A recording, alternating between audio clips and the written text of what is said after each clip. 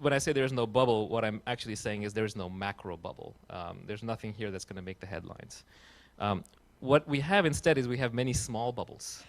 And probably each startup in here represents a small bubble, except for the one that's going to be the next Facebook. You're fine. If anything, you're undervalued. Come talk to me afterwards. So what's going on is that valuations have been going up a lot, and that's really good for all of you. There's rational reasons for it. One rational reason would be if seed really is the new Series A, then we should see a convergence into Series A valuations. Because the capital supply has stayed constant or gone up, but the returns to labor, the leverage that the labor has, the engineers have, has gone up so much, you would expect more of the return allocation to shift towards labor in this case. Not the Karl Marx Das Kapital labor sense, but you know, the happy engineer with their getting back rub sense. Anyone who's trying to hire engineers right now knows what I'm referring to. It's very difficult. One of the reasons why the valuations is going up is also that prices are set on the margin. It doesn't take a whole lot of money to move into a market to change the prices. It's just you see a couple of high-price financings, and then sort of everything moves up. So let's say that the average price moves up for a startup for a seed startup from 3 million to 4 million. So that's a 25% increase in the price. That doesn't mean that the total amount of capital at risk has gone up proportionately. It can just be a few small financings down the margin which create that illusion. Anyone who studied the stock market closely knows this. When the total capitalization stock market goes from 15 trillion to 20 trillion, it doesn't mean 5 trillion has actually flowed in the market. So the margin setting of the prices means even a small amount of money coming in can make a huge difference. And the money that's coming in right now, a lot of it is from VCs who are declaring seed funds.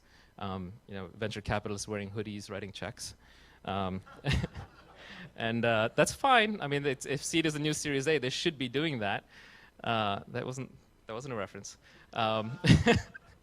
But what it does do is that they're very price insensitive. The VCs are basically buying a first look in the next round. So like, yeah, 250K, whatever the price is. They don't care.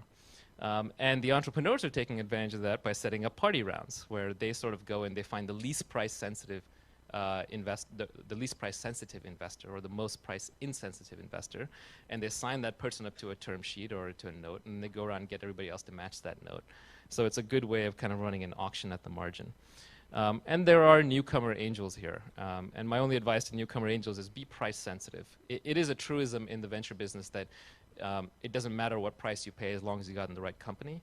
But if you know anything about this business, you'll realize how little you actually know. And so you want to be able to place a lot of bets with your limited capital, and the lower the price you pay, the more bets you can place.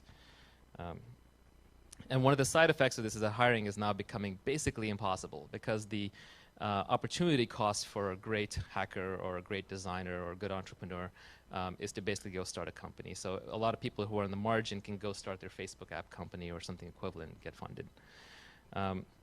So now that you're one of these small, potentially bubble startups, and time is running out, you start looking for the exits. And that kind of segues into the panel a little bit. So let's talk about what the impact is on the exits and the new exits.